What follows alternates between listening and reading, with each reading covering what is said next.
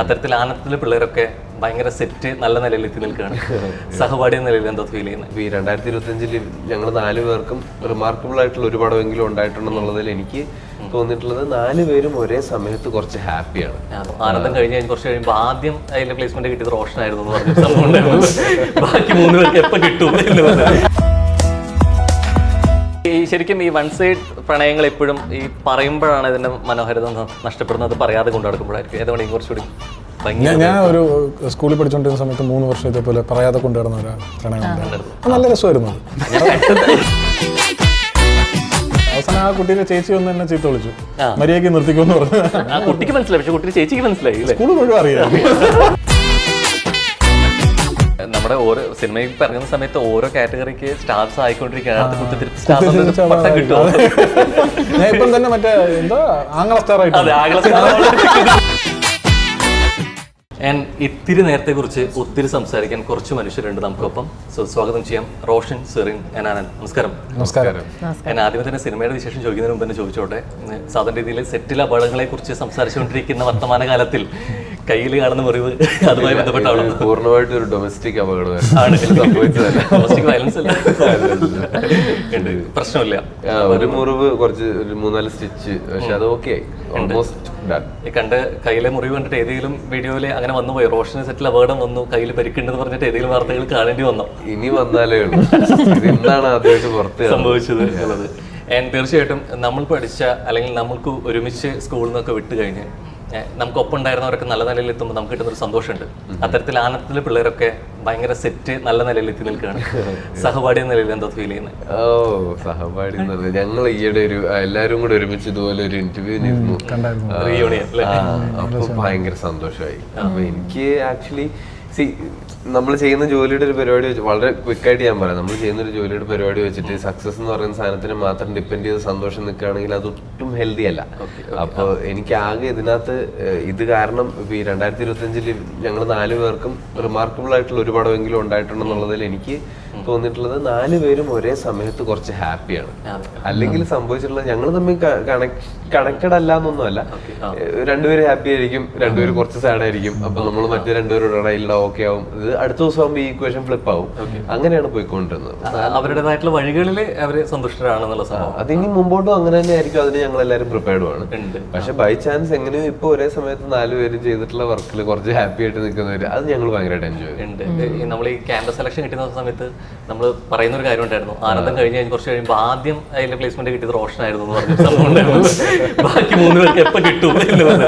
അപ്പൊ അത്തരത്തിൽ ക്യാമ്പസ് ഇന്റർവ്യൂവിൽ ഫസ്റ്റ് പ്ലേസ്മെന്റ് കിട്ടിയ റോഷനിൽ അത്തരത്തിൽ ചിന്തിച്ചിരുന്നു. ഐ മീൻ ബാക്കി എല്ലാവരും കൂടി ഒരേപോലെ അങ്ങനെ നമുക്ക് ചിന്തിക്കാൻ പറ്റില്ല. ഈ വർക്കിൽ ഇപ്പൊ ആദ്യം കുറച്ച് രജിസ്റ്റർ ആയിട്ടുള്ള വർക്ക് ചെയ്തിട്ടുള്ളത് ഞാനാണെന്നുള്ളതേ ഉള്ളൂ. It's just A matter of time. അത് മറ്റേ കറക്റ്റ് എണ്ണം പെറുക്കി അല്ലെങ്കിൽ ഇന്ന സമയം വെച്ചിട്ട് സക്സസിനെ അളക്കാനോ ഒന്നും പറ്റില്ല. അവരെല്ലാവരും അതിനകത്ത് പേഴ്സണലി അവർക്ക് എല്ലാവർക്കും വലിയ സക്സസ് ഉണ്ടായിട്ടുണ്ട്. തൊമ്മ അതിനിടയിൽ ഭയങ്കര ഇൻട്രസ്റ്റിംഗ് ഒരു പടം ചെയ്ത സിനിമ പൂർത്തിയായില്ല, അതുകൊണ്ട് അത് വേറെ ആരും കണ്ടിട്ടില്ല. വിശാഖ് അവന്റെ ആ പോയിന്റിൽ അവന് കിട്ടിക്കൊണ്ടിരുന്ന ക്യാരക്ടേഴ്സിനെ എല്ലാം ബ്രേക്ക് ചെയ്ത് അവന്റെ ഒരു ഇമേജിനൊക്കെ ബ്രേക്ക് ചെയ്ത് ആന അലറലോട് അലറൽ എന്ന് പറയുന്ന സിനിമയിലൊരു ആനപ്പാപ്പാന്റെ ഒരു റോൾ ചെയ്തു. അവൻ അതിനു വേണ്ടിയിട്ട് ഭയങ്കരമായിട്ട് വർക്ക് ചെയ്തു ആസ് എൻ ആക്ടർ. അതൊക്കെ അവൻ അച്ചീവ് ചെയ്തെടുത്ത് അവനെ സംബന്ധിച്ചിടത്തോളം ഒരു സക്സസ് തന്നെയാണ്. അരുൺ തമാശയിൽ അപ്പിയർ ചെയ്യുമ്പോൾ അരുണ് വേറൊരു വൈബായിരുന്നു മൊത്തത്തിൽ. ആനന്ദത്തിൽ നിന്നൊക്കെയുള്ള വേറെ ഒരു പരിപാടി പുള്ളി മാറി വേറൊരാളാണ് തമാശയിൽ വരുന്നത്. അപ്പൊ അരുൺ ഒരു ആക്ടർ പോലും ആയിരുന്നില്ല. Arun actually behind the scenes work ചെയ്യാൻ ആഗ്രഹിച്ചിരുന്ന ഒരാളാണ്. ടെക്നീഷ്യൻ ആവാനായിരുന്നു. അതെ, ഇതൊക്കെ സക്സസസ് തന്നെയാണ്. നായികയായിട്ട് വന്നു, അങ്ങനെ സിനിമകൾ ചെയ്തുകൊണ്ടിരിക്കുന്ന സമയത്ത് പക്ഷെ ഞെട്ടിക്കുന്നത് മറ്റേ തുടരയിലെ സംഗീത പറഞ്ഞ പോലെ ചേച്ചിയുടെ ചിത്രത്തിൽ സീൻ തൂക്കി എന്ന് പറഞ്ഞ പോലെ കിട്ടുന്നൊരു റിസൾട്ട് ഉണ്ടായിരുന്നു. കാരണം അത്രത്തോളം താരങ്ങളുള്ള ഒരു സിനിമ, അത്രത്തോളം ഇഷ്ടത്തോടെ പറയുന്നൊരു ഇത്, അതുപോലെ തന്നെ വലിയ വിജയത്തിലേക്ക് പോകുന്നു. അവസാനം സിനിമ കണ്ടു കഴിഞ്ഞാൽ പ്രേക്ഷകരിൽ ഒരു ക്യാരക്ടർ ഭയങ്കരമായിട്ട് അത് ഉൾക്കൊണ്ട് നിൽക്കുന്നു എന്ന് പറയുമ്പോൾ കിട്ടുന്ന ഒരു സ്വീകാര്യത വളരെ വലുതാണ്. അപ്പോൾ ചേച്ചി സീൻ തൂക്കിയ ഒരു ഫീൽ എന്തായിരുന്നു?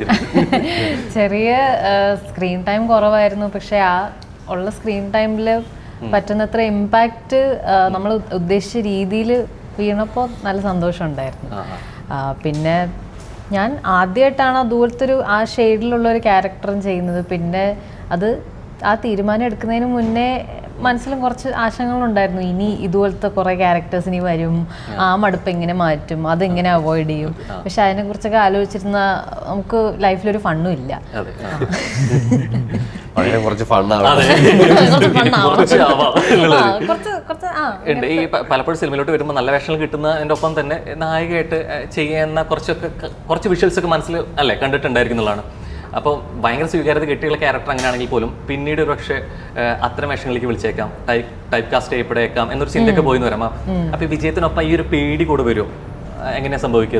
അതുപോലത്തെ ആങ്സൈറ്റീസ് പലതും നമ്മുടെ മനസ്സിലൂടെ ഓടും. പക്ഷേ നമ്മൾ കൂടുതലും പോസിറ്റീവ്സിൽ ഫോക്കസ് ചെയ്ത് മുന്നോട്ട് പോവുകയാണ് സംഭവിക്കേണ്ടത്. അതെ, നമ്മൾ സിനിമ സ്വപ്നം കാണുന്നവരെല്ലാവരും പറയും നമുക്കുണ്ടൊരു വെള്ളിയാഴ്ച എന്നുള്ളത് അല്ലെ. പക്ഷെ ആനന്ദ് മന്മഥനെ വിജയം കൈവരിച്ച അല്ലെങ്കിൽ എത്രത്തോളം സ്വീകാര്യത കിട്ടിയ 2 ചിത്രങ്ങളും വെള്ളിയാഴ്ച സംഭവിച്ചിട്ടില്ല. ജയജയഹ ആണെന്നുണ്ടെങ്കിൽ പൊന്മാനാണെങ്കിലും വ്യാഴം ശനിയായിരുന്നു. ഓക്കെ, ഇതിനെ പറ്റി മാത്രം ഇത്ര ഇൻഫർമേഷൻ തുറന്ന പുസ്തകമാണ്. സോ അങ്ങനെ പറയണേ എനിക്കൊരു വെള്ളിയാഴ്ച വന്നിട്ടില്ല. അതെ, അപ്പൊ പക്ഷേ വെള്ളിയാഴ്ച സംഭവിച്ചില്ലെങ്കിലും അത് പണ്ട് ഒരു പക്ഷേ വീക്കെൻഡ്സ് വരുന്നുണ്ട് വെള്ളിയാഴ്ച റിലീസ് ചെയ്യുന്നത്. GCCയിലായപ്പോ പിന്നെ അത് ഓൾറെഡി വ്യാഴാഴ്ച കൂടി മാറി. അപ്പൊ വെള്ളിയാഴ്ച സംഭവിച്ചില്ലെങ്കിൽ വ്യാഴം ശനിയായിട്ട് സംഭവിച്ച വലിയ 2 ചിത്രങ്ങൾ സംഭവിച്ചില്ലെങ്കിൽ കുറെ കൂടി ഹൃദയത്തോട് ചേർന്ന് നിൽക്കുന്ന വിജയം ഏതായിരിക്കും? അയ്യോ, അങ്ങനെ രണ്ടും ഭയങ്കര എനിക്ക് ഭയങ്കര ഹൃദയത്തോട് ചേർന്ന സംഭവം തന്നെയാണ്. പക്ഷെ എന്നാലും പൊന്മാൻ എനിക്ക് എന്നൊരു മൈലേജ് ഭയങ്കര വലുതാണ്. അത് ആ ക്യാരക്ടർ ആയാലും, അത് അത്രയും ഒരു ഷെയ്ഡുള്ള ക്യാരക്ടർ ആയാലും, അതൊരു അതിന് മുമ്പ് ചെയ്തിട്ടില്ലാത്ത ഒരു ക്യാരക്ടർ ആയിരുന്നു അങ്ങനെയുള്ള ക്യാരക്ടർ. അപ്പൊ അത് ബ്രൂണോ എന്നുള്ള ക്യാരക്ടർ എനിക്ക് ഭയങ്കര, ഞാനത് വായിച്ചപ്പം തൊട്ട് ഈ സിനിമയൊക്കെ സംഭവിക്കുന്നതിന് മുമ്പ് തന്നെ ഞാനിത് ഇറങ്ങിയ സമയത്ത് തന്നെ വായിച്ചായിരുന്നു. അപ്പോഴും നമ്മൾ ഇത് സിനിമാറ്റിക്കലാണല്ലോ നമ്മൾ വായിക്കുന്നത്, സിനിമയായിട്ടാണല്ലോ കാണുന്നത്. അപ്പോഴും നമ്മൾ മനസ്സിൽ നിന്ന് നമുക്ക് ചെയ്യാൻ പറ്റുന്ന ക്യാരക്ടർ ഇതായിരിക്കും. എന്തായാലും നായകൻ കിട്ടൂല, എന്തായാലും നമുക്കറിയാം. പിന്നെ വില്ലൻ സച്ചിൻ ഗോപിന് ആ ക്യാരക്ടർ അത് അങ്ങനെയാണ് എഴുതി വെച്ചേക്കുന്നത്. അപ്പൊ പിന്നെ നോക്കിയപ്പോഴത്തേക്ക് ഇത് കൊള്ളാം എന്ന് പറഞ്ഞ് ബ്രൂണോ കിട്ടിയാൽ കൊള്ളായിരിക്കും എന്നൊക്കെ പറഞ്ഞത് എവിടെയോ പിന്നെ അത് മാനിഫെസ്റ്റേഷൻ പോലെ വന്നു ആ ക്യാരക്ടറിലൊക്കെ എത്തപ്പെട്ടു എന്നുള്ളത് ഭയങ്കര സന്തോഷമുള്ള കാര്യമാണ്. പക്ഷേ ഈ സിനിമ കഴിയുന്ന സമയത്ത് ഒന്നിലെ സ്കോർ ചെയ്യാൻ നായകനാവുക അല്ലെങ്കിൽ വില്ലനാവുക എന്നുള്ള സിനിമ പറയും. ഇത് രണ്ടല്ലാതെ സ്കോർ ചെയ്യാൻ പറ്റുന്നുള്ളത് അല്ലെ പുള്ളി തെളിയിച്ചു എന്നുള്ളതാണ്. അപ്പൊ ഈ ബ്രൂൺ ആക്ച്വലി നമുക്ക് ചുറ്റുമുണ്ട്, പക്കത്തെ വീട്ടിലെ പയ്യനാണ്. എവിടെയൊക്കെ നമുക്ക് കാണാൻ പറ്റും രാഷ്ട്രീയമായിട്ട് നടക്കുന്നവർ, പ്രത്യേകിച്ച് ഉത്തരവാദിത്തങ്ങളും കാര്യങ്ങളൊന്നും ഉണ്ടാവില്ല. പ്രത്യേകിച്ച് ആമ്പിള്ളേർക്ക് പെങ്ങന്മാരുണ്ടെങ്കിലാണ് ഏറ്റവും കൂടുതൽ ഈ ഒരു സമയം വരുമ്പോൾ നമ്മൾ റെസ്പോൺസിബിലിറ്റി കാണിക്കുന്നത്. ഈ നമ്മുടേതായിട്ടുള്ള രാഷ്ട്രീയം കാര്യങ്ങൾ ഉണ്ടെങ്കിൽ ഈ വരുമാന ഉത്തരവാദിത്ത ബോധങ്ങളും മറ്റു കാര്യങ്ങളിലേക്ക് പോവില്ല എന്നൊരു തോന്നലുണ്ടോ, അല്ലെങ്കിൽ തിരിച്ചറിവുണ്ടോ റിയൽ ലൈഫിലോട്ട് വരികയാണെങ്കിൽ? ഞാൻ ഈ ക്യാമ്പസ് രാഷ്ട്രീയത്തിലൊക്കെ നമ്മൾ ഉണ്ടായിരുന്നു. പക്ഷെ നമ്മൾ ഈ ബ്രൂണോ എന്നുള്ള ക്യാരക്ടറിനെ കണ്ടിട്ടുള്ളതെന്ന് വെച്ചാൽ നമ്മളിപ്പം ഈ പറഞ്ഞ പോലെ നമ്മൾ പല പാർട്ടി പരിപാടികൾക്കും പോകുമ്പോഴും അല്ലെങ്കിൽ സമരത്തിനും അതൊക്കെ പോകുമ്പോഴത്തേക്ക് അവിടെ ഒരാളുണ്ടാവും. ഈ നമ്മളെ ഈ പറയുന്ന വിദ്യാർത്ഥി രാഷ്ട്രീയത്തിന് ഒരാളുണ്ടാവും. പഠിച്ചിറങ്ങി കഴിഞ്ഞിട്ടും കുറെ കാലമായിട്ട് ഇങ്ങനെ നിൽക്കുന്ന ഒരാളുണ്ടാവും. അപ്പൊ അയാളെന്ന് പറയുന്ന വേറൊരു ജോലിക്കും പോലും, പക്ഷെ അയാൾ അവിടെ ഉണ്ട്, കുറെ കാലമായിട്ട് അയാൾ അവിടെ ഉണ്ട്, അല്ല കോളേജിൽ അവിടെ ഉണ്ട് എന്നുള്ള ഒരാളെ നമ്മൾ പലയിടത്തും കണ്ടിട്ടുണ്ട്. അതെ അതെ അതെ, പഠിച്ചിറങ്ങി കഴിഞ്ഞു എന്നാലും ആ കോളേജിൽ അയാൾക്ക് ഹോൾഡ് ഉണ്ട്, പവർ ഉണ്ട്, അയാൾ അവിടെ കാണും അവിടെ. അപ്പൊ അങ്ങനെയുള്ള ഒരുപാട് പേരെ കണ്ടിട്ടുണ്ട്. അപ്പൊ അതിൽ നിന്നാണ് ഞാനൊരു ഇൻസ്പിറേഷൻ എടുത്തത്. ഈ രാഷ്ട്രീയം കോളേജിൽ ഉണ്ടായിരുന്നു, ഓഫ്കോഴ്സ് ഉണ്ടായിരുന്നു, ഇപ്പോഴും രാഷ്ട്രീയം ഉണ്ട്. നിഷ്പക്ഷത എന്നൊന്നുമില്ല. നമുക്ക് നമ്മളെ രാഷ്ട്രീയം നമ്മൾ വളരുന്നതിനനുസരിച്ച് നമ്മൾ രാഷ്ട്രീയം മാറുമല്ലോ. ഇപ്പൊ ഒരു പാർട്ടിയിൽ അധിഷ്ഠിതമായിട്ടുള്ള ഒരു പൊളിറ്റിക്സ് അല്ലെന്നേ ഉള്ളൂ, രാഷ്ട്രീയം അല്ലെന്നേ ഉള്ളൂ. പക്ഷെ ഒരു ആർട്ടിസ്റ്റിന് കക്ഷി രാഷ്ട്രീയം പ്രശ്നമാണെന്ന് തോന്നിയിട്ടുണ്ടോ വളർച്ചയ്ക്ക്? എന്തോ അങ്ങനെ ഉണ്ടോ? നമുക്ക് നമ്മുടെ സ്വന്തമായിട്ടുള്ള രാഷ്ട്രീയം പറയുന്നതിന് പ്രശ്നമൊന്നും ഇല്ലെന്നാണ് എനിക്ക് തോന്നുന്നത്. പറയേണ്ടതുണ്ടെന്ന് തോന്നുന്നു. നമ്മള് കൊച്ചിലൊക്കെ ഒന്നില്ലെങ്കിൽ വഴക്കിടുമ്പോൾ അല്ലെന്നുണ്ടെങ്കിൽ രക്ഷപ്പെടാൻ വേണ്ടിയിട്ട് ബോംബെക്ക് കള്ളവണ്ടി കയറിയെന്ന് പറയാം അല്ലെ. അപ്പൊ അതുപോലെ മലയാള സിനിമയിൽ നിന്ന് കള്ളവണ്ടി അല്ലെങ്കിൽ പോലും ബോംബെക്ക് വണ്ടി കയറിയ ആളാണ്. തോന്നിയിട്ടുണ്ടോ അവിടെയും സ്വീകാര്യത കിട്ടുന്നു, നല്ല സിനിമകളുടെ ഭാഗമാവുന്നു എന്നുള്ളത്? തിരിച്ചറിവ് വേണ്ടതില്ല, ഞാനങ്ങ് ബോളിവുഡിൽ കൂടിയേക്കാമെന്നൊരു ഇല്ല. എനിക്ക് അവിടെ പോകുമ്പം തിരിച്ചിങ്ങോട്ട് വരാൻ തന്നെയാണ് തോന്നുന്നത്. അതുപോലെ ഇവിടെ കുറച്ചുനാൾ വർക്ക് ചെയ്ത് കഴിയുമ്പോഴത്തേക്കും ഇനി ഒരു പടം പുറത്ത് പോയി ചെയ്തിട്ട് വരാൻ പറ്റിയാലും നല്ലതായിരിക്കും എന്നും തോന്നും. എനിക്ക് എപ്പോഴും അങ്ങനെ ചാടി മാറി കളിച്ച് നിൽക്കാൻ ഭയങ്കര ഇഷ്ടമാണ്. അത് പൊതുവെ നല്ലതാണെന്നാണ് എനിക്ക് തോന്നുന്നത്. പ്രത്യേകിച്ച് ഈ ഒരു ജോലിയിലൊക്കെ ഇതിൽ മാത്രം നമ്മൾ ഫുൾ ടൈം നമ്മൾ കാണുന്ന എല്ലാവരും, സിനിമയിലല്ലാത്ത ആൾക്കാർ പോലും നമ്മളെ പറ്റിയിട്ട് നമ്മുടെ അടുത്ത് ചോദിക്കുന്ന എല്ലാ സിനിമയെ പറ്റിയിട്ടായിരിക്കും.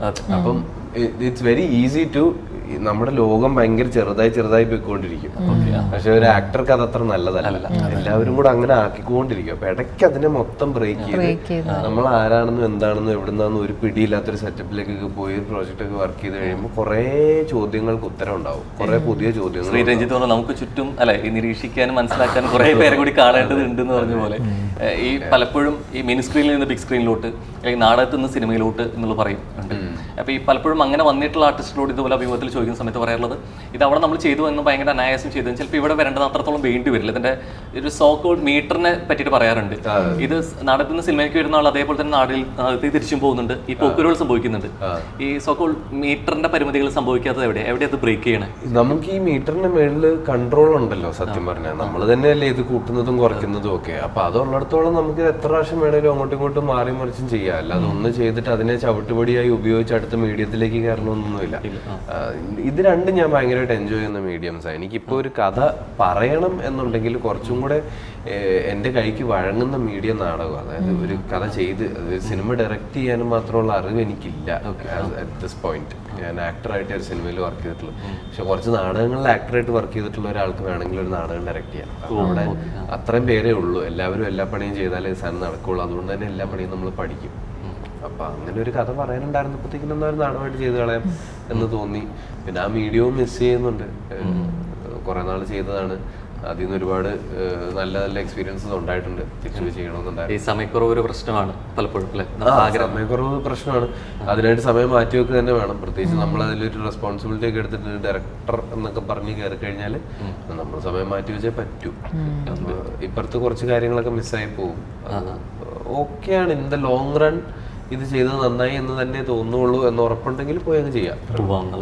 ഈ പലപ്പോഴും ഇത്തിരി നേരം നമുക്കൊക്കെ ജീവിതത്തിൽ സംഭവിച്ചിട്ടുണ്ടായിരിക്കും അല്ലെ. അത് ചിലപ്പോൾ പ്രണയത്തിന്റെ കാര്യത്തിലായിരിക്കാം, മറ്റ് ആഗ്രഹ സാഫല്യങ്ങൾക്കൊക്കെ ആയിരിക്കാം. ഈ ആദ്യ പ്രണയം സംഭവിക്കാതെ രണ്ടാമതൊരു അവസരത്തിലേക്ക് പോവുക എന്നുള്ളതൊക്കെ ഒരു പക്ഷേ സ്കൂളിൽ നിന്ന് എനിക്ക് തോന്നുന്നു അതിന് കുറെ കൂടി സാധ്യത വന്നത് ഈ സ്കൂളുകളിലെ ഗെറ്റ് ടുഗദർ വന്നപ്പോഴായിരുന്നു. ഈ പണ്ട് പറയാതെ പോയ പ്രണയങ്ങളും അത് പൂവിടാനും അല്ലെ മുട്ടിടാനും ഒക്കെ ഉള്ളത്. അപ്പം എനിക്ക് തോന്നുന്നു അത്തരത്തിൽ നഷ്ടപ്രണയങ്ങൾ ഉണ്ടായവരാണോ നിങ്ങൾ 3 പേരും? എല്ലാവർക്കും ഓരോ നഷ്ടപ്രണയങ്ങൾ ഇല്ല. എന്റെ ആദ്യത്തെ പ്രണയം ഇച്ചിരി ശോകമായിരുന്നു. അത് അവിടെ തന്നെ തീർന്നു നന്നായി. അതായത് അത് നഷ്ടം ഇവിടെ എവിടെയാണെന്ന് മാത്രം അറിഞ്ഞാൽ മതി അല്ലേ. ഈ ശരിക്കും ഈ വൺ സൈഡ് പ്രണയങ്ങൾ എപ്പോഴും ഈ പറയുമ്പോഴാണ് ഇതിന്റെ മനോഹാരിത നഷ്ടപ്പെടുന്നത്. അത് പറയാതെ കൊണ്ടു നടക്കുമ്പോഴായിരിക്കും ഏതുകൊണ്ടെങ്കിലും കുറച്ചുകൂടി. ഞാൻ ഒരു സ്കൂളിൽ പഠിച്ചുകൊണ്ടിരുന്ന സമയത്ത് 3 വർഷം ഇതേപോലെ പറയാതെ കൊണ്ടുവരുന്ന ഒരു പ്രണയം ഉണ്ടായിരുന്നു. നല്ല രസമായിരുന്നു. ഞാൻ പെട്ടെന്ന് പറയുമ്പോൾ ഞാൻ പണ്ട് സ്കൂളിൽ പഠിച്ചോണ്ടിരിക്കും ഇങ്ങനെ കാണിക്കുന്നുള്ളൂ. പിന്നെ ഡയലോഗ് വരുന്ന 3 എണ്ണം ഒരുമിച്ച് 3 വർഷം അവസാനം ആ കുട്ടീനെ ചേച്ചി വന്ന് എന്നെ ചീത്ത വിളിച്ചു. മര്യാദയ്ക്ക് നിർത്തിക്കുമെന്ന് പറഞ്ഞു. ആ കുട്ടിക്ക് മനസ്സിലായി, പക്ഷെ കുട്ടിയുടെ ചേച്ചിക്ക് മനസ്സിലായി. സ്കൂൾ മുഴുവൻ അറിയാം. അതെന്താന്ന് വെച്ചാൽ നമ്മുടെ സ്കൂളില് നമ്മളെ ക്ലാസ്സിന്റെ ആദ്യം പെൺപിള്ളേരെ വിടും. 3:30 ആകുമ്പോൾ പെൺകുട്ടികളെ വിടും. പെൺകുട്ടികൾ മൊത്തം പോയി കഴിഞ്ഞിട്ടേ ആൺകുട്ടികളെ വിടും. അതെല്ലായിടത്തും അങ്ങനെയാണ്. അത് എന്ത് അങ്ങനെ കുറെ സ്കൂളുണ്ട്. ബോയ്സ് സ്കൂളിൽ അതിന്റെ അപ്പുറത്ത് ഗേൾസ് ഉണ്ട്. അവരെ വിട്ട് അരമണിക്കൂർ കഴിഞ്ഞിട്ട് ഞങ്ങൾ വിടും. ഇത് മിക്സഡ് സ്കൂൾ അങ്ങനെയാണ്. പക്ഷെ നമ്മൾ ക്ലാസ് ഒക്കെ ഡിവിഷൻ വൈസ് വേറെയാ. ഇപ്പം ഏകദേശം ഒരു C തൊട്ടൊക്കെ പെൺകുട്ടികൾക്ക് മാത്രമുള്ള ഡിവിഷൻ. മിക്സഡ് സ്കൂളാണെങ്കിലും വേറെ വേറെ ക്ലാസ്സുകളാണ്. അപ്പൊ ആദ്യം പെൺകുട്ടികളൊക്കെ പോകും. അപ്പൊ നമ്മൾ എന്റെ ക്ലാസ്സിന്റെ ഫ്രണ്ടിൽ കൂടെയാണ് പലപ്പോഴും ഈ പെൺകുട്ടികളൊക്കെ പോകുന്നു, വരിയായിട്ട് പോകുന്നു. അപ്പൊ നമുക്ക് നല്ല രസമാണല്ലോ വായി നോക്കാനൊക്കെ. അപ്പൊ ആ സമയം നമ്മൾ തിരിഞ്ഞിങ്ങനെ ഇരിക്കും. അപ്പൊ ഈ കുട്ടി പോകുമ്പോ ബാക്കിയുള്ളവരുടെ ഇതൊക്കെ ബാക്കിയുള്ളവർക്കൊക്കെ അറിയാലോ. ആ കുട്ടിക്ക് മാത്രം അറിയില്ല. അല്ല ഇങ്ങനെയൊക്കെ പറയുമ്പോൾ എല്ലാവരും കേൾക്കില്ല. ഞാൻ നേരിട്ട് പോയി സംസാരിച്ചിട്ടില്ലെന്നല്ലേ ഉള്ളൂ. അവസാനം ഇങ്ങനെ ഒന്നും ആയില്ല, ഒന്നും എത്തിയില്ല എന്നുള്ളത് പറഞ്ഞ പോലെ എവിടെ എത്തിയില്ല എന്നുള്ളത് പോലെ ഉണ്ട്. ഈ അത്തരത്തിൽ ഒരു ഇത്തിരി നേരം കൂടെയും കിട്ടിയിരുന്നെങ്കിൽ സംഭവിക്കായിരുന്നു എന്നുള്ള ലൈഫിൽ ഏറ്റവും അങ്ങനെ റിഗ്രറ്റ് ചെയ്യുന്ന ഒരു മൊമെന്റ് ശരിക്കും എന്തായിരിക്കും? അതിനെ കുറച്ച് സമയം കൂടി ഇത്തിരി നേരം കൂടി ഉണ്ടായിരുന്നെങ്കിൽ അതിന് കുറെ കൂടി അച്ചീവ് ചെയ്യാൻ പറ്റിയായിരുന്നു, അല്ലെങ്കിൽ അത് നേടാൻ പറ്റിയായിരുന്നു എന്ന് തോന്നി. അങ്ങനെ മൊമെന്റ് ഉണ്ടോ? ഇല്ല, അങ്ങനൊന്നുമില്ല. ഇപ്പൊ എനിക്കൊരു നല്ല സിനിമയും നല്ല പുസ്തകമൊക്കെ തീരുമ്പോ തോന്നിയിട്ടുണ്ട് ഇത് കുറച്ചുകൂടെ ഉണ്ടായിരുന്നെങ്കിൽ കൊള്ളായിരുന്നു. അല്ലാതെ എനിക്ക് അങ്ങനെ വലിയ നഷ്ടമൊന്നും ഓർമ്മയില്ല. ഭയങ്കര ബുദ്ധിപരമായിട്ടുള്ള ലാസ്റ്റ് പേജ് അടയ്ക്കുമ്പോഴത്തേക്കിന് ഓഫ് ഇനി എന്ത് ചെയ്യും. എനിക്കങ്ങനെ ബ്രേക്കിംഗ് ബാഡ് കണ്ടു തീർന്നപ്പോഴത്തേക്കും തോന്നിയിട്ടുണ്ട് ഇനി എന്റെ ലൈഫ് കൊണ്ട് ഒരു ഉപയോഗമില്ലല്ലോ. അത്തരത്തിൽ വിഷം തോന്നിയിട്ടുള്ള തീർന്നു പോയല്ലോ എന്ന് തിയേറ്ററിൽ തോന്നിയൊരു സിനിമ ഏതാ ശരിക്കും? തെങ്കാശിപ്പട്ടണം. അത് വീട്ടിൽ ഒരുപാട് അടിയുണ്ടാക്കിയിട്ട് നമ്മള് ഭയങ്കര തിരക്കായിരുന്നല്ലോ. അത് ഇറങ്ങിയ സമയത്ത് പടം കയറി അടിച്ചിട്ട് ഭയങ്കര. അപ്പൊ ഞങ്ങള് പൊതുവെ വീക്കെൻഡ് സെക്കൻഡ് ഷോ എന്നുള്ള രീതിയിലാണ് പോവാറ്. പക്ഷെ ഡാഡിക്ക് മമ്മൂക്ക പടങ്ങൾക്ക് മാത്രമേ അങ്ങനെ റിലീസിന്റെ സമയത്ത്, അല്ലെങ്കിൽ കുറെ നാള് തിയേറ്ററിൽ നിന്ന് തിരക്കൊക്കെ മാറിയിട്ട് കാശുപടണത്തിന് വേണ്ടി ഫൈറ്റ് ചെയ്ത് കൊണ്ടുപോയതാ. ആ സിനിമ 3 മണിക്കൂർ മറ്റോ ഉണ്ടെന്ന് തോന്നുന്നു. എന്നിട്ടും ആ പടം തീർന്നപ്പോഴത്തേക്കും ഷോ ഇത് കഴിഞ്ഞില്ല, ഒരു ഷോയും കൂടെ കാണാമെന്ന് ചോദിച്ചു കഴിഞ്ഞാൽ വിടൂല, കൊണ്ടുപോകില്ല എന്നറിയാം. പക്ഷെ അത് തീർന്നപ്പോൾ ഭയങ്കര വിഷമായിരുന്നു. ആ പടം ഭയങ്കര ഫണ്ണായിരുന്നു. എനിക്കങ്ങനെ സിനിമയില് റിഗ്രറ്റ് ഒന്നും ഇല്ല. ഈ ചിലപ്പോ ചിലപ്പോ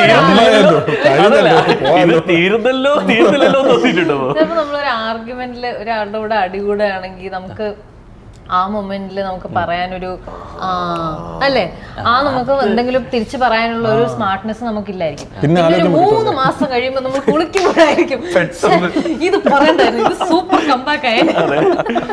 ചിലപ്പോ കുറെ കഴിഞ്ഞിട്ട് ഓർക്കുക, ശരി ഇത് അപ്പ പറഞ്ഞില്ലല്ലോ എന്നുള്ളൊരു കുറ്റബോധം. അത് എപ്പോഴും ഉള്ളതാണ്. അപ്പം വിളിച്ചു പറയൂ. ആക്ച്വലി എഴുതി വെക്കുന്ന ഫുൾ കമ്പാക്കുകളാണ്. ശരിക്കും മനസ്സിലേത് പഠിപ്പിക്കും. ഇനിയൊരു സിറ്റുവേഷൻ പോലെ വരികയാണെങ്കിൽ ഞാൻ അലക്കും പറയും അതെ എന്നുള്ളത്. അവിടെ സിനിമയാണ്, ഇവിടെ ആർഗ്യുമെന്റ് ആണ്. ആനന്ദൻ എന്തായാലും സിനിമയാണോ? എന്താണ് സിനിമയാണെങ്കിൽ CD മൂസ് ഇതേപോലെ ഇവിടെ തീർന്നു. അതായത് നമ്മള് ഇതേപോലെ അത് ഭയങ്കര അഭിപ്രായമൊക്കെ ഞാൻ 7ാം ക്ലാസ്സിൽ എന്ത് പഠിക്കുകയാണെന്ന് തോന്നുന്നു. കണ്ടേ പറ്റൂ എന്നൊക്കെ പറഞ്ഞ് വീട്ടിൽ നിന്നൊക്കെ ചാടി കൊണ്ടുപോയി കാണിച്ചായിരുന്നു. അത് ഭയങ്കര രസമുള്ള പടമല്ലായിരുന്നു. ഇങ്ങനെ കണ്ടിരുന്നത് അങ്ങ് തീർന്നുപോയി. പിന്നെ അതൊന്നും കൂടെ ആ സമയത്ത് ഇപ്പൊ കണ്ടാലും അത് എപ്പോഴും കാണും. അപ്പൊ ആ സമയത്തൊക്കെ ആലോചിക്കുന്നുണ്ട്. ആൻഡ് റോന്ത് എനിക്ക് തോന്നുന്നു മലയാളത്തിൽ മികച്ച പോലീസ് വേഷങ്ങൾ എടുത്ത് നോക്കുമ്പോൾ ആദ്യ പേരുകളൊന്നായിട്ട് അല്ലെ അവേഷമായിട്ട് കിടപ്പുണ്ടായിരിക്കും. സ്വാഭാവികമായിട്ട് ഇനിയും പോലീസ് സിനിമകളിലേക്ക് ക്ഷണം തന്നെ ഓൾറെഡി വന്നിട്ടുണ്ടായിരിക്കാം, കമ്മിറ്റ് ചെയ്തിരിക്കാം. എവിടെ ഒരു ചിന്ത വരിക, കാരണം ഈ വേഷം അവിടെ കിടപ്പുണ്ട്, അത് റോന്തിലെ ക്യാരക്ടറാണ്. ഇനി ഒരു പോലീസ് വേഷം വരുന്ന സമയത്ത് ഞാൻ അതിൽ ആദ്യം മാറ്റേണ്ടത് ഏത് മാനസ് ആയിരിക്കും, അങ്ങനെ ചിന്തിക്കാറുണ്ടോ? ഇല്ല, കാരണം ഇത് ബേസിക്കലി അയാൾ പോലീസുകാരനാണെന്നുള്ളതല്ല ഈ ക്യാരക്ടറിന്റെ ഡെഫിനിഷൻ. അയാൾ പോലീസ് കുപ്പായ അണിയുന്ന ഒരു മനുഷ്യൻ. ആ മനുഷ്യനാണല്ലോ നമ്മൾ ശരിക്കും അവതരിപ്പിക്കുന്നത്. ഈ just happens to be a cop. അത്ര എസ്പെഷ്യലി റോന്ത് ബേസിക്കലി പോലീസുകാരായിട്ടുള്ള 2 മനുഷ്യരുടെ കഥ പറയുന്ന പടമാണ്. ആ 2 പേർക്കൊപ്പം തന്നെ 2 ഫാമിലി അത് കണക്ട് ചെയ്യുന്നുണ്ട്. അത് 2 തലത്തിലാണ് പോകുന്നത്. നമ്മൾ കാണുന്ന പോലീസുകാർക്ക് ഇതിനപ്പുറത്തേക്ക് കാക്കിക്ക് അപ്പുറത്തേക്ക് കഥകൾ നമ്മളൊന്നും ചരിഞ്ഞ് പോകാറില്ല. നമ്മൾ പലപ്പോഴും റെഫറൻസ് എടുക്കുക, ചിലപ്പോൾ സിനിമകളിൽ നിന്ന് അതല്ലെങ്കിൽ നമ്മൾ കണ്ട പോലീസുകാരെ നിർത്തേക്കാം. ഈ യോഹനാൽ നിന്ന് വേറിട്ട് നമ്മുടെ ക്യാരക്ടർ നിൽക്കുന്ന സമയത്ത് ഇത് ശരിക്കും ബോധപൂർവമായിട്ട് ശ്രമിക്കുമോ, ഇത് മാറി നിൽക്കണം, ആളുകളിലേക്ക് 2 തലത്തിൽ കിട്ടണം എന്നൊക്കെ ഒരു? പിന്നെ ഒന്ന് ഷായിയുടെ റൈറ്റിംഗ് തന്നെ അത് ഒരു പരിധിവരെ അച്ചീവ് ചെയ്തിട്ടുണ്ട്. ഷായി അത്രയും സ്മാർട്ടായിട്ടുള്ള ഒരു റൈറ്ററുമാണ്. അത്രയും ഡെപ്തിൽ പോലീസുകാരെ അറിയുകയും ചെയ്യാം. വിവിധ തരത്തിലുള്ള പോലീസുകാരെ ഷായിക്ക് നല്ല രീതിയിൽ അറിയാം. അപ്പൊ യോഹന്നാനും ദിന്നാനും തമ്മിൽ ഒരുപാട് വ്യത്യാസങ്ങൾ എഴുത്തിൽ തന്നെയുണ്ട്. എക്സ്പീരിയൻസിന്റെ വ്യത്യാസങ്ങൾ കുറെയൊക്കെ നമുക്ക് ഊഹിച്ചു കൊടുക്കാം. എന്തുകൊണ്ടാണ് ഇവർ ഈ സിറ്റുവേഷനിൽ ഈ തീരുമാനം എടുക്കുന്നത്, അല്ലെങ്കിൽ ഈ ഒരു കാര്യം പറയുന്നത് എന്നൊക്കെയുള്ളത്. ബാക്കി പിന്നെ നമ്മൾ കുറച്ച് പോലീസുകാരെയൊക്കെ പരിചയപ്പെട്ട് അവരുടെ കൂടെ കുറച്ച് നാൾ നടന്ന് ഒബ്സർവ് ചെയ്ത് കുറച്ച് ചോദ്യങ്ങളൊക്കെ ചോദിച്ച് കുറച്ച് കമ്പനിയായി. അപ്പൊ അതിൽ നിന്നൊക്കെ കിട്ടിയിട്ടുള്ള ഇൻഫർമേഷനും ഒക്കെ ഉണ്ട്. അങ്ങനെയാണ് ആ 2 ക്യാരക്ടേഴ്സും സംഭവിക്കുന്നത്. ഇനിയൊരു പോലീസ് വേഷം വരുമ്പോൾ ആ ടെൻഷൻ ഉണ്ടാവില്ല. കാരണം ദിന്നാദിനെ പോലെ ഡീറ്റെയിൽ ചെയ്തിട്ടുള്ള ഒരു ക്യാരക്ടർ ആണെങ്കിൽ ആ ആളെ ഒരു പോലീസുകാരനായിട്ട് കാണേണ്ട ആവശ്യമില്ല. പോലീസിന്റെ പരിപാടികളൊക്കെ ഒന്ന് പഠിച്ചിരുന്നാൽ മതി. ട്രെയിനിങ് ഉണ്ടാവണം ശരീരത്തിൽ. നമ്മള് പണ്ട് മുതൽ ഒരുപാട് സിനിമകൾ കണ്ടിട്ടുള്ള പോലീസുകാരുടെ ക്യാരക്ടർ എന്ന് പറയുന്നത് തന്നെ പോലീസുകാരൻ എന്നുള്ളതാണ്. നീ നേരത്തെ പറഞ്ഞില്ല നാടകങ്ങളൊക്കെ അവസാനിപ്പിക്കാനായിട്ട് ആ എസ് ഐ എല്ലാ നാടകത്തിലും അത് ഒരേ ക്യാരക്ടറാണ്. പുള്ളിക്ക് ആ യൂണിഫോമേ ഉള്ളൂ. പുള്ളിക്ക് ചിലപ്പോൾ DGP ആവും, കമ്മീഷണർ ആവും, എല്ലാം പോലീസുകാരനാണ്. അപ്പൊ ആ യൂണിഫോം മാത്രമായിട്ട് നിൽക്കുന്ന ക്യാരക്ടേഴ്സ് ആകുമ്പോഴാണ് നമുക്ക് ഈ റെപ്പറ്റീഷൻ. വേറൊരു പോലീസ് ക്യാരക്ടർ ഓൾറെഡി ചെയ്തിട്ടുണ്ട്, ആ പടം റിലീസ് ആവാൻ പോകുന്നേ ഉള്ളൂ. എനിക്ക് ഒരു പോയിന്റിൽ പോലും റോന്തുമായിട്ട് സിമിലർ ആയി പോകുന്നുള്ളൊരു പേടി പോലും തോന്നിയില്ല. ഓക്കെ. ആൻഡ് ഈ തിരുനേരത്തോട്ട് വരുമ്പോൾ അതിന്റെ ആദ്യ ഫ്രെയിം കാണുമ്പോൾ തന്നെ ഞങ്ങൾക്ക് ആങ്കേഴ്സിന് കുറേ കൂടി റിലേറ്റബിൾ ആണ്. മൈത്രേനായിട്ട് ഇരിക്കുന്ന ഒരു സംഭവമാണ്. ഒരു സമകാല വിഷയമുണ്ട്. അതിനപ്പുറത്തേക്ക് നമുക്ക് തന്നെ മനസ്സിലാക്കാൻ പറ്റുന്ന ഒരു കാര്യമുണ്ട്. നമ്മൾ ഇഷ്ടപ്പെട്ട ജോലി തന്നെ ഒരു പക്ഷേ ഇഷ്ടപ്പെട്ട രീതിയിൽ ചെയ്യാൻ പറ്റില്ല എന്നുള്ള അവസ്ഥയെ കൂടി നമുക്ക് പലപ്പോഴും ഫേസ് ചെയ്യേണ്ടതുണ്ട്. അപ്പം അതിൽ ചെയ്യുന്ന റോഷൻ ഒരു ക്യാരക്ടർ അങ്ങനെ കണ്ടിട്ടുണ്ട് തിരുനേരത്തിൽ. അപ്പം ഇഷ്ടപ്പെട്ട മേഖലയിൽ പോലും സിനിമയിൽ അങ്ങനത്തെ അവസരം ഉണ്ടായിട്ടുണ്ടോ ശരിക്കും? നമുക്ക് ഇഷ്ടപ്പെട്ട പോലെ ചെയ്യാൻ പറ്റാത്തൊരു അവസരമൊന്നും ഉണ്ടായിട്ടില്ല. അത് നമ്മൾ വർക്ക് ചെയ്തിട്ടുള്ള ഡയറക്ടേഴ്സും ക്രൂവും ഒക്കെ എപ്പോഴും അങ്ങനെ ഒരിക്കലും ഞാൻ റെസ്ട്രിക്റ്റഡ് ആയിട്ട് എനിക്കൊരു സെറ്റിൽ ഷൂട്ടിങ്ങിനിടയിൽ എനിക്ക് ഫീൽ ചെയ്തിട്ടില്ല. നല്ല എക്സ്പീരിയൻസസും മോശം എക്സ്പീരിയൻസസും ഒക്കെ ഉണ്ടായിട്ടുണ്ട്. പക്ഷെ ഇങ്ങനെ ചെയ്യരുത് അത് ചെയ്യരുത് എന്ന് പറയുന്ന ഡിക്റ്റേറ്റർഷിപ്പ് ഒന്നും എവിടെയും ഉണ്ടായിട്ടില്ല. നമ്മൾ ആഗ്രഹിക്കുന്ന ടൈപ്പ് സിനിമകൾ ചിലപ്പോൾ നമുക്കെല്ലാം ചെയ്യാൻ പറ്റണമെന്ന് വരില്ല. അതിനകത്ത് വേറെയും കുറെ ഫാക്ടേഴ്സ് ഉണ്ട്. At the end of the day ഇതൊരു ബിസിനസ് ആണ്. അല്ലെങ്കിൽ നമ്മൾ മാത്രം വിചാരിച്ചാൽ സിനിമ നടക്കില്ല. ഒരു ഗ്രൂപ്പ് വേണം ഒരു സിനിമ ഉണ്ടാവണമെങ്കിൽ. അപ്പോൾ അതുകൊണ്ട് തന്നെ ഈ ഡ്രീം ക്യാരക്ടർ എന്താന്ന് ചോദിച്ചു കഴിഞ്ഞാൽ ഞാനിരുന്ന് സമയം കളയാറില്ല ഡ്രീം ക്യാരക്ടറിനെ ആലോചിച്ചിട്ടൊന്നും. വരട്ടെ, വരുന്ന സാധനത്തിൽ നിന്ന് നമുക്ക് എന്ത് പിക്ക് ചെയ്യാൻ പറ്റുമോ എന്നുള്ളതേ ഉള്ളൂ. അല്ലാതെ നമ്മളിരുന്ന് അങ്ങനെ അല്ലെങ്കിൽ തന്നെ എഴുതി ഉണ്ടാക്കണം സിനിമ. അപ്പോ അങ്ങനെ ഒരു എനിക്ക് ആഗ്രഹിക്കുന്ന പണി ചെയ്യാൻ പറ്റുന്നില്ല എന്നൊന്നും തോന്നിയിട്ടില്ല. പിന്നെ അതിനകത്ത് വേറൊരു ആംഗിൾ ഉണ്ട്. നമ്മൾ ചെയ്ത് കഴിയുമ്പോഴത്തേക്കിനും ഇത് പറ്റില്ല അത് പറ്റില്ല എന്നൊക്കെ പറയുന്ന ഒരു ബോഡി ഉണ്ട് എന്നുള്ളത് കുറച്ച് സാഡാണ്. ശരിക്കും ഈ അടുത്ത് വരുന്ന സമയങ്ങളിൽ സിനിമകളിലൊക്കെ നവമാധ്യമങ്ങളിൽ കുറച്ചുകൂടി സജീവമായിട്ട് നിൽക്കുന്ന ആളുകൾ ഉൾപ്പെടുത്തുന്നത് നമ്മൾ കണ്ടിട്ടുണ്ട്. ഇതിൽ ഓൾറെഡി മൈത്രേൻ ഉണ്ട്, സജീവമായിട്ട് നിൽക്കുന്ന വ്യക്തിയാണ്. ഒരു ക്യാരക്ടറിന്റെ ഭാഗമായിട്ടാണോ അദ്ദേഹത്തെ കാണിക്കുന്നത്, അല്ലെങ്കിൽ സമകാലികമായിട്ട് അദ്ദേഹം സജീവമായിട്ട് നിൽക്കുന്നതുകൊണ്ടാണ്? എന്തുകൊണ്ടായിരിക്കും സിനിമയിൽ അദ്ദേഹം ഉണ്ടാകുന്നത്? സജീവമായിട്ട് അങ്ങനെ ഒരാളുടെ ഒരു ഇന്റർവ്യൂ ആണ് അവിടെ വേണ്ടിയിരുന്നത്. ആ വിഷയം ആ സിനിമയ്ക്ക് അനിവാര്യമായിരുന്നു, അങ്ങനെയാണോ? അതും ഉണ്ടല്ലോ, ഒരു രീതിയിൽ ആലോചിച്ച് നോക്കിയാൽ ഒരു പരിധി വരെയൊക്കെ ഉണ്ട്. പക്ഷെ നമുക്ക് അവിടെ വേണ്ടിയിരുന്നത് ഈ പെട്ടെന്ന് മൈത്രനെ ഇന്റർവ്യൂ ചെയ്യുന്ന ഒരാളെന്ന് പറയുമ്പോഴത്തേക്കും അത് എന്ത് ടൈപ്പ് ഇന്റർവ്യൂ ആണ്, എന്ത് ടൈപ്പ് ചാനലാണ്, ഇവൻ എന്ത് ടൈപ്പ് ആങ്കർ ആണ്, ഏകദേശം ഒരു ധാരണ കിട്ടും. അതാണ് സിനിമയ്ക്ക് ആവശ്യം.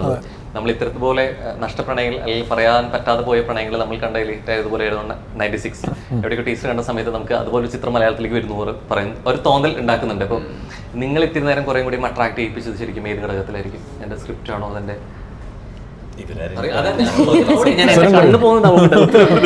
എനിക്ക് എൻ്റെ സ്ക്രിപ്റ്റാണ് ഇഷ്ടപ്പെട്ടത്. അതിൻ്റെ കഥ കേട്ടപ്പോൾ ഒരു ഫ്രഷ്നെസ് തോന്നി. പിന്നെ ഞാൻ ഈ കഥ കേട്ട സമയത്ത് ഞാൻ കേട്ട വേറെ സ്ക്രിപ്റ്റ്സ് എല്ലാം വേറൊരു സോണിലായിരുന്നു. അപ്പോൾ അതിൽ നിന്നും കുറച്ചിങ്ങനെ ഇത് ഒരു സ്റ്റാൻഡ് ഔട്ടായിരുന്നു ഈ ഒരു കഥ. അപ്പോൾ ഇത് ചെയ്യണം, എനിക്ക് എൻ്റെ ക്യൂരിയോസിറ്റി ഹുക്കാവുന്ന സാധനങ്ങളിലേക്ക് ഞാൻ കൂടുതൽ പെർസ്യൂ ചെയ്യും. ഒരു ആക്ടറാവുമ്പോൾ നമുക്ക് ക്യൂരിയോസിറ്റി ആണല്ലോ ഏറ്റവും വലുത്. അത് ഒരു ആക്ടറിൻ്റെ പെർഫോമൻസിൽ തന്നെ നമുക്ക് കാണാനും പറ്റും. അവരൊരു ക്യൂരിയോസിറ്റിയിൽ നിന്നല്ല, ക്യൂരിയോസിറ്റി ഇല്ലാതെ ഒരു പെർസ്യൂട്ട് നടത്തുകയാണെങ്കിലും അത് കൃത്യമായിട്ട് കാണാനും കഴിയും. അത് അല്ല, ഈ സിനിമയുടെ എന്നെ ഇങ്ങനെ വിളിച്ചിട്ട് ഒരു ഓഡിഷൻ ചെയ്യിപ്പിച്ച് നോക്കിയിട്ടാണ് ഇത് നോക്കിയത്. ആദ്യം അവർക്കൊരു കൺസേൺ ഉണ്ടായിരുന്നു. ഞാനെന്നുള്ള ഇത്രയും നേരത്തെ പറഞ്ഞ പോലെ ഇത്രയും പൊക്കമൊക്കെ ഉള്ളതുകൊണ്ട് പുള്ളിയായിട്ട് വിധേയനായിട്ട് നിൽക്കണം. പുള്ളിയുടെ ക്യാരക്ടറാണ് എൻ്റെ ബോസ്. അപ്പോൾ ആ ബോസിൻ്റെ അടുത്ത് വിധേയനായിട്ട് നിൽക്കണം. അപ്പോൾ ഞാൻ കുറച്ച് ഫ്രെയിം കുറച്ച് വലുതാവുകൊണ്ട് അതെങ്ങനെ ഉണ്ടാവും എന്നറിയാൻ വേണ്ടി അവരങ്ങനെ ഒരു ഓഡിഷനൊക്കെ ചെയ്യിപ്പിച്ച് നോക്കിയായിരുന്നു. അപ്പം തൊട്ട് ഞാൻ ഈ സിനിമയിൽ ഇന്നാണ് ഈ പറഞ്ഞ ക്യാരക്ടറിനെ, ഈ പറഞ്ഞ പോലെ നേരത്തെ ബ്രൂണോ എന്നുള്ള ക്യാരക്ടറിനെ കണ്ട പോലെ തന്നെ ഈ ക്യാരക്ടറിനെ നമ്മൾ പലപ്പോഴും നമ്മളെ സർക്കിളിൽ തന്നെ നമുക്കറിയാം. ഇങ്ങനെയുള്ള ക്യാരക്ടേഴ്സ്, ഒരു ചെറിയ ചൊറിയൻ ക്യാരക്ടർ, ചില ഈ പറയുന്ന പോലെ അതെ നമ്മളിങ്ങനെ ഇല്ലാത്ത കാര്യങ്ങളൊക്കെ നമുക്ക് അതെന്താ അങ്ങനെ നടന്നത്, അത് അറിയണമല്ലോ, അതിനെപ്പറ്റി എന്തായിരിക്കും കുത്തിത്തിരിപ്പും ബാക്കിയുള്ളൊരു ജീവിതത്തിൽ എന്താ നടക്കുന്നതെന്ന് കൂടുതൽ അറിയാനുള്ള ഒരു ശ്രമമൊക്കെ ഉള്ള ഒരു ക്യാരക്ടറാണ്. നമ്മുടെ ഓരോ സിനിമയിൽ പറയുന്ന സമയത്ത് ഓരോ കാറ്റഗറിക്ക് സ്റ്റാർസ് ആയിക്കൊണ്ടിരിക്കുകയാണ്. ഞാൻ ഇപ്പം തന്നെ മറ്റേ എന്താ ആംഗ്ല സ്റ്റാർ ആയിട്ട് ആംഗ്ല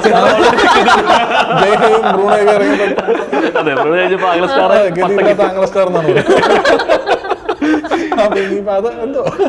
അപ്പൊ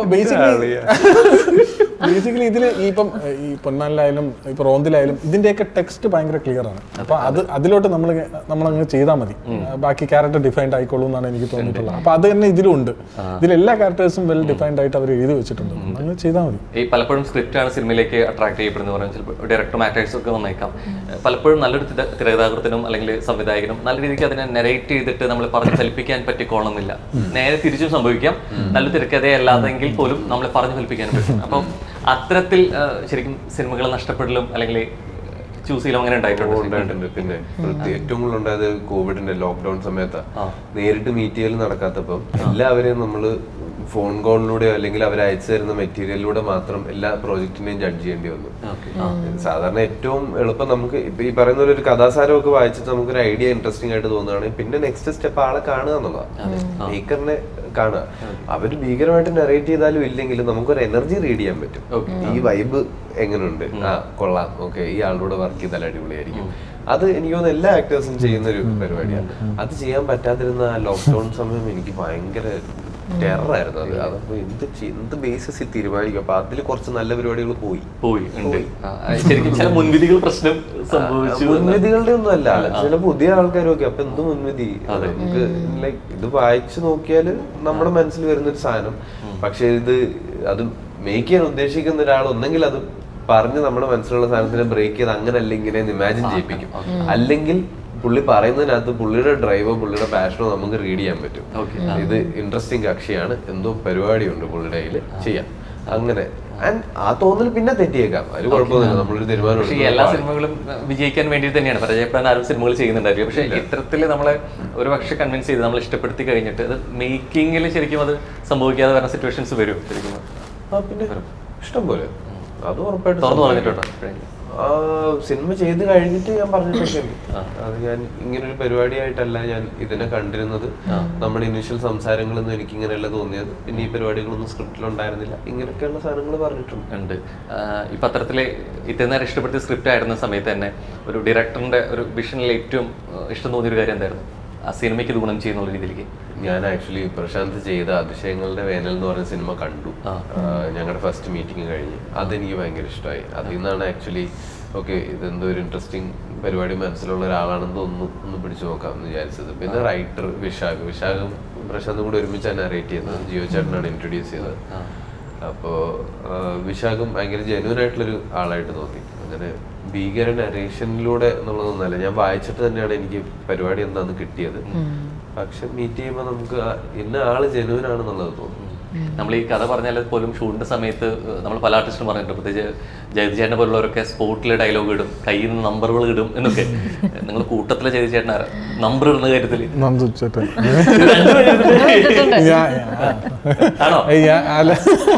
നമുക്ക് ഈ പറയുന്ന പോലെ എന്തെങ്കിലുമൊക്കെ ചെയ്യാൻ കിട്ടുന്ന സ്ഥലത്തൊക്കെ നമ്മൾ ഇടിച്ചു കയറ്റുക എന്നുള്ളത് ഒരു സ്പേസ് കിട്ടിയാൽ വിടരുത്, അപ്പൊ എന്തെങ്കിലുമൊക്കെ ചെയ്യണമല്ലോ എന്നുള്ളൊരു ചിന്തയുണ്ട്. അത് എല്ലായിടത്തും ബലവത്താവില്ല, പക്ഷെ പറ്റുന്നിടത്തൊക്കെ ഇടാറുണ്ട്. ഇതിൽ തന്നെ സെറിൻ ഇങ്ങനെ ഇപ്പോഴും വിടാൻ പോകുന്ന ഒരു സമയമുണ്ട്. അപ്പൊ സെറിൻ എൻ്റെ അടുത്ത് പറഞ്ഞായിരുന്നു വിടുന്നാ പിടിക്കുമെന്ന്. അപ്പൊ ഞാൻ ആ ഷൂട്ടിന്റെ സമയത്ത് വേറെ എന്തോ ചെയ്തോണ്ടിരിക്കുന്നു. സെറിൻ വിടാൻ പോയപ്പോ റിയലി വിടാൻ പോയി ആ സമയത്ത്. അങ്ങനെയൊക്കെ ഉണ്ടായിട്ടുണ്ട്. എന്റെ ഓർമ്മയുണ്ടോ? അപ്പൊ ആ സമയത്ത് ചിലപ്പോൾ എന്തെങ്കിലുമൊക്കെ തോന്നി ചിലപ്പോൾ വർക്കാവും, അല്ലെങ്കിൽ കൊള്ളത്തില്ലെങ്കിൽ ഡയറക്ടർ പറയുമല്ലോ അത് വേണ്ടെന്ന് പറയും. ചുമ്മാ എന്തായാലും രണ്ടും കൽപ്പിച്ച് അങ്ങ് ഇട്ട് നോക്കുക. പക്ഷെ കിട്ടുന്ന ഗ്യാപ്പിലൊക്കെ നമ്മള് മുതലെടുക്കുക അല്ലെങ്കിൽ മിടുക്കനാവാന്ന് പറയും. ശരിക്കും നമ്മൾ മിടുക്കനാവുമ്പോ അപ്പുറത്തുള്ളവർക്ക് ഇത് എന്തിടാൻ പോണ നമ്പർ എന്നുള്ളത് അറിയൂല.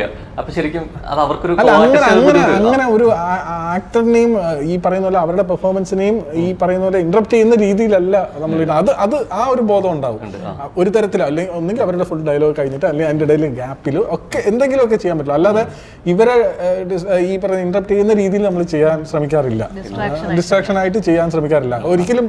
ഈ പറയുന്ന പോലെ നമുക്ക് ഞാൻ 1744 വൈറ്റ് ഓൾട്ടോ എന്നൊരു സിനിമ ഇതായിരുന്നു. അപ്പൊ ആ സിനിമ അത് ഇറങ്ങി അധികം ആരും കണ്ടിട്ടില്ല. പക്ഷെ ആ സിനിമയിൽ ഞാൻ സംസാരിക്കുന്നില്ല. ആ സിനിമയിൽ നിന്നാണ് ഞാൻ പഠിച്ചത്. എന്ത് ചെയ്യും, സംസാരിക്കുകയില്ല, പക്ഷെ സീനിൽ എല്ലാ സീനിലും ഉണ്ട്. എന്ത് ചെയ്യുന്ന ഒന്നും ചെയ്യാല്ല, വെറുതെ നിൽക്കാനാണ് ഏറ്റവും പാടെന്നുള്ള കാര്യം മനസ്സിലായ ഒരു കാര്യമാണ്. അപ്പൊ ഞാൻ എന്റെ ക്യാരക്ടർ നിന്നുകൊണ്ട് എന്തൊക്കെയോ ചെയ്യാൻ ശ്രമിച്ചിട്ടുണ്ട്. അതെല്ലാം ഇവര് കണ്ടത് പക്ഷേ എഡിറ്റിംഗ് ടേബിളിലാണ്. എഡിറ്റിംഗ് ടേബിൾ എപ്പോഴാണ് എന്നെ സെന്ന സാർ വിളിച്ചിട്ട് നീ ഇന്ന സാധനങ്ങളൊക്കെ ചെയ്തിട്ടുണ്ടല്ലേ എന്ന് വെച്ചത്. കാരണം എനിക്ക് വേറെ ഒന്നും ചെയ്യാനില്ല. അവര് ഡയലോഗ് ഉള്ള പോർഷൻസ് മാത്രം ഓക്കെ ആക്കി വിടുന്നു, പെട്ടെന്ന് വിടുന്നു. ചെറിയ സ്ക്രീനിലല്ലേ അവർ കാണുന്നുള്ളൂ. പിന്നെ എഡിറ്റിംഗ് ടേബിളിൽ ഇരിക്കുമ്പോഴാണ് കാണുന്നത്. അപ്പോഴാണ് എനിക്ക് മനസ്സിലായത് ഇങ്ങനെ ഒരു പരിപാടിയും കൂടെ ഇതിന്റെ അകത്ത് ചെയ്യാൻ പറ്റും എന്നൊക്കെ ഉള്ളത്. ഈ ഇടയ്ക്കായാലും കുറെ വന്നാണ് ഇരുവരിലെ ലാലേട്ടന്റെ ഒരു സംഭവം, പ്രകാശ് രാജ് അങ്ങോട്ടും ഇങ്ങോട്ടും നോക്കുന്ന കുറെ സംഭവങ്ങൾ, ഡയലോഗ് ഇല്ല, സിംഗിൾ വേർഡ് പരിപാടി ഇല്ല, പക്ഷെ അങ്ങനെ കാണിക്കുന്നു എന്നുള്ളത് കുറെ കൂടെ ആക്ടറിനും അല്ലെങ്കിൽ ഏറ്റവും ഗുണം ചെയ്യുന്നത് രൂപമാണോ ഭാവമാണോ ശബ്ദമാണോ? രൂപമാണോ ഭാവമാണോ ശബ്ദമാണോ? ഭാവമായിരിക്കണം ആണോ? പക്ഷെ ചിലപ്പോൾ നമ്മളെ ശബ്ദത്തിൽ ആ വോയിസിൽ തന്നെ ഫോക്കസ് ചെയ്യുമ്പോൾ അത് വേറൊരു ക്വാളിറ്റി കൊണ്ടുവരാറില്ലേ? അതിന് മാത്രം ഇങ്ങനെ ഐസൊലേറ്റ് ചെയ്ത് ഫോക്കസ് ചെയ്യുമ്പോൾ വേറെ ഒന്നും വർക്ക് ചെയ്തില്ലെങ്കിൽ ഒരു കാര്യത്തിൽ ഫോക്കസ് ചെയ്താൽ അത് വേറെ കാര്യത്തിലേക്ക് എങ്ങനെയെങ്കിലും എത്തിപ്പെടും. അപ്പൊ അതിൽ ഫോക്കസ് ചെയ്യുന്നത് പറഞ്ഞുകൊണ്ട് തന്നെ ചോദിക്കും. ഇപ്പൊ കൂടുതലായിട്ട് നമ്മൾ സിംഗ് സൗണ്ട് ചെയ്തുകൊണ്ടിരിക്കുന്ന ഒരു സമയം കൂടിയാണ്. നമുക്ക് ചിലപ്പോൾ നല്ല ലെങ്ത് ഉള്ള ഡയലോഗ് ഉണ്ടായിരിക്കാം. നമ്മളിത് പറയുന്ന സമയത്ത് ഇതെല്ലാം ഡബ് ചെയ്യാന്നുണ്ടെങ്കിൽ എവിടെയെങ്കിലും ഒക്കെ ഇത് കിട്ടി പോയിട്ടുണ്ടെങ്കിലും വെള്ളി വീണിട്ടുണ്ടെങ്കിൽ നമുക്ക് അവിടെ പിടിക്കാന്ന് വിചാരിക്കാം. സിംഗ് സൗണ്ടിൽ നടക്കൂല. അപ്പൊ നമ്മൾ ഇതിൽ ഭയങ്കരമായിട്ട് ഇതിൽ ഫോക്കസ് ചെയ്യുന്ന സമയത്ത് നമ്മൾ കയ്യിൽ നിന്ന് ഇടുന്ന നേരത്തെ പറഞ്ഞ നമ്പറുകളും അല്ലെങ്കിൽ നമ്മുടെ ഭാവങ്ങളിലൊക്കെ ഇത് ബാധിക്കോ, സ്റ്റക്ക് ആവോ എപ്പോഴെങ്കിലും ഒക്കെ? പ്രശ്നമുണ്ടോ? സ്റ്റക്ക് ആയിട്ടുണ്ട്. പക്ഷെ